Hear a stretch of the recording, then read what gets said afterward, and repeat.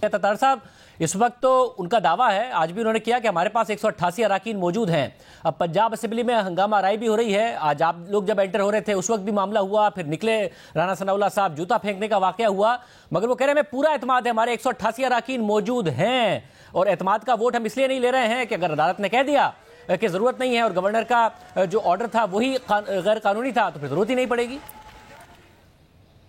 देखिए शाहज़ेब साहब, बहुत शुक्रिया आपका। जो माइनॉरिटी गवर्नमेंट है जो 188 क्लेम कर रही है, आज मैंने खुद गैलरी में बैठ के उनके मेंबर्स गिने, 140 से ऊपर मेंबर्स मौजूद नहीं थे। हमारी तादाद अल्हम्दुलिल्लाह, जो आज हमारी तादाद थी, हमारे सिर्फ 3 मेंबर नहीं आए।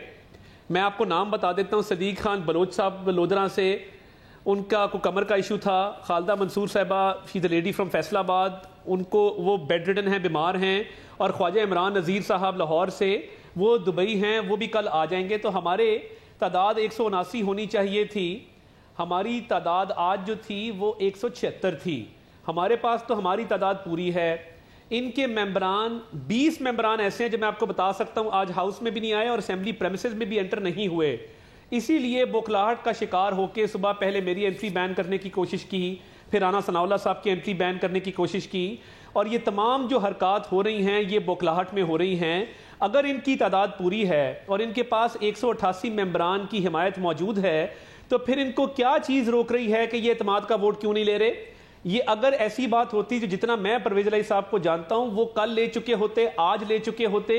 एतमाद के वोट से भागा जा रहा है, वो गुरेजा हैं। मोनिस इलाही साहब बाहर जाके बैठ गए हैं। तो अगर इनकी तादाद पूरी थी तो एतमाद का वोट क्यों नहीं लिया?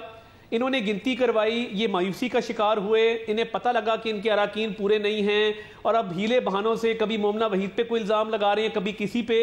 असल इल्ज़ाम तो लगना चाहिए इमरान खान साहब पे, जिनकी पॉलिटिकल मैनेजमेंट का ये मुकम्मल फेलियर है। मगर वो पॉलिटिकल नहीं जोड़ के रख सके। 2 इल्ज़ाम लगा रहे हैं।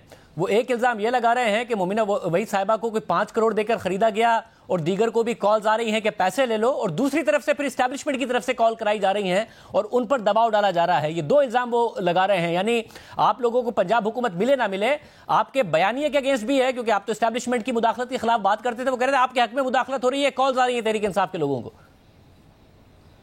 देखिए, सियासी मैनेजमेंट का फेलियर तब हुआ जब इन्होंने जहांगीर खान तरीन साहब को और अलीम खान साहब को पार्टी से बेदखल किया, उन पे पर्चे कराए, उनके बच्चों तक पे पर्चे कराए। सियासी लोगों की देखभाल, उनका सियासी वजन, उसके मुताबिक उनकी पार्टी में शनाख्त, ये सब चीज़ें जानते थे ये 2 अशखास। उनको साइड लाइन इमरान खान साहब ने किया अपने अंधे इंतकाम की खातिर, और उनके जाने के बाद पार्टी में किसी को कोई लुक आफ्टर करने वाला है नहीं। अब ये बड़ा आसान है कि बगैर किसी सबूत के, बगैर कोई चीज़ दिखाए, कैमरा के सामने आके फवाद चौधरी साहब कह दे जी एस्टैब्लिशमेंट इंटरफेयर कर रही है। भाई, एस्टैब्लिशमेंट ने आपको कहा था कि आप जहांगीर तरीन को और अलीम खान साहब के साथ ये सलूक करें?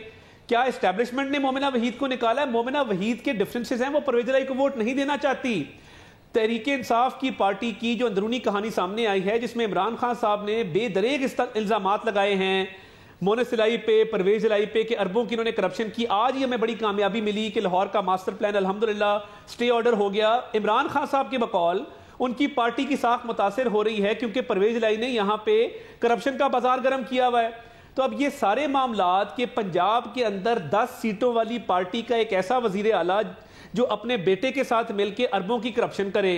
अब आपके मेंबरान अगर आवाज उठा रहे हैं तो आप कभी रिश्वत का इल्जाम लगा रहे हैं और कभी एस्टैब्लिशमेंट को इल्जाम दे रहे हैं। मगर दार साहब, ये जो आप जो इतना क्रेडिट दे रहे हैं जहांगीर तरीन साहब को और अलीम खान साहब को, जहांगीर तरीन साहब और अलीम खान साहब अपना ग्रुप लेकर अलग हुए, उसके बाद बाई इलेक्शन हुए और उसके बाद परवेज इलाही साहब को बतौर चीफ मिनिस्टर इलेक्ट कराया है इमरान खान साहब ने। जहांगीर तरीन साहब नहीं थे उस वक्त उनके साथ, अलीम खान साहब नहीं थे उनके साथ।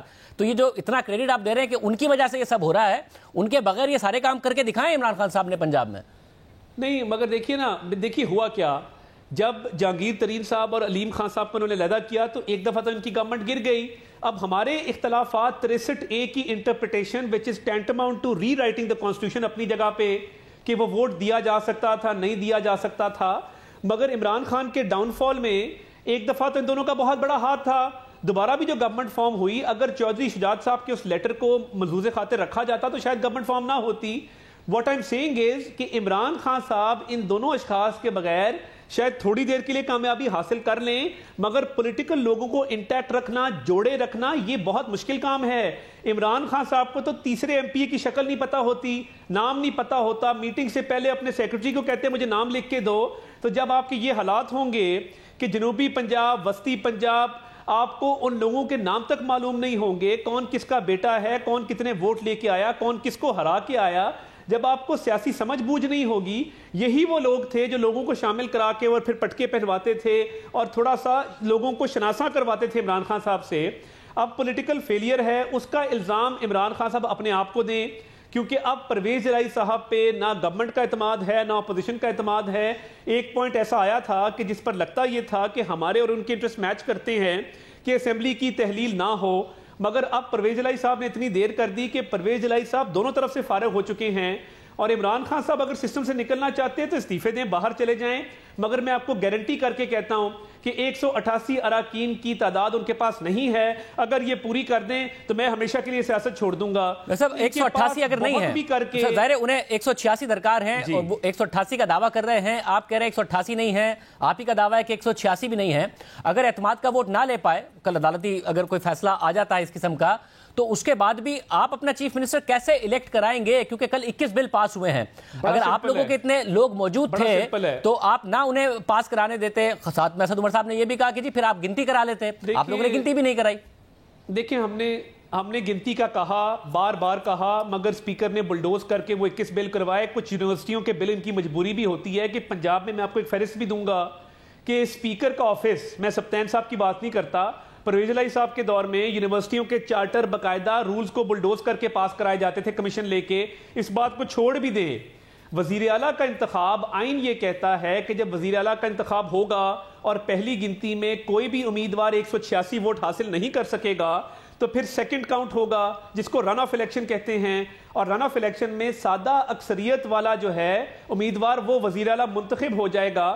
تو ابھی جو ہمارا 20-25 کا فرق ہے یہ بہت بڑا فرق ہے، اور مجھے نہیں لگتا کہ تحریک انصاف اور کاف لیگ مل کے بھی اس فرق کو پورا کر پائیں گے۔ یہ اس صورت میں ہوگا جب لاہور ہائی کورٹ یہ کہے کہ گورنر کا فیصلہ درست ہے اور حکم نامہ درست ہے اور اعتماد کا ووٹ لینا ہے پرویز الہی صاحب کو، کیا آپ وہاں پر بھی اب امید ہارنے لگے ہیں؟ کیونکہ ایک دفعہ پھر گورنر راج کی بات کر دی گئی آج رانا ثناء اللہ صاحب کی طرف سے، تو آپ وہاں بھی امید ہار رہے ہیں کہ کہیں آپ کے خلاف نہ آ جائے فیصلہ؟ دیکھیں دیگر آپشن زیر غور ہیں، مگر لوگ بہت یہ تنقید کر رہے ہیں اور لوگ یہ بات کر رہے ہیں، میں تو اس کو نہیں مانتا، مگر ایک رومر ضرور ہے کہ ایک کسی اعلیٰ منصف کا ایک داماد جو ہے وہ کیبنٹ کا ممبر بھی ہے۔ قطع نظر اس بات کے ہمیں تو انصاف کی توقع ہے، عدالت نے انصاف کرنا ہے۔ آرٹیکل 130 سب آرٹیکل 7 بالکل کلیئر ہے، اعتماد کا ووٹ دیر سویر لینا ہوگا۔ عدالتی نظیروں کی بات کریں تو منظور وٹو کے کیس میں حالانکہ راجہ سروپ صاحب گورنر تھے اور گورنر راج لگا ہوا تھا، 10 دن کا ٹائم دیا گیا۔ صابر شاہ صاحب کا کیس آپ کے سامنے ہے، تو مجھے یہ سمجھ نہیں آتی کہ کس قانون، کس ضابطے، کس آئین کے تحت عدالت یہ کہے گی کہ اعتماد کا ووٹ نہ لیا جائے۔ اب جب دن بدن ممبران کی وہ حمایت بھی کھو رہے ہیں، مومنہ وحید، چودھری مسعود اور لوگ سامنے آ رہے ہیں جو کہتے ہیں ہم نے پرویز الہی کو ووٹ نہیں دینا، تو پھر عدالت کے پاس کیا جواز ہوگا کہ وہ کہیں کہ جی گورنر کا آرڈر انلیگل یا انکانسٹیٹیوشنل ہے؟ آئین میں یہ شک موجود کیوں ہے آرٹیکل 130 سب آرٹیکل 7 کی؟ جب یہ شک موجود ہے اور 3 ہفتے کا ٹائم دے دیا گیا تو اعتماد کا ووٹ تو ہر حال میں لینا ہوگا، جس کے بعد سپیکر ایک رپورٹ بھیجے گا گورنر کو اگر یہ اعتماد کا ووٹ نہ لے سکے کیا وزیر اعلیٰ کا انتخاب کرایا جائے، اور اس میں جس کے پاس سادہ اکثریت ہوگی وہ وزیر اعلیٰ منتخب ہو جائے گا۔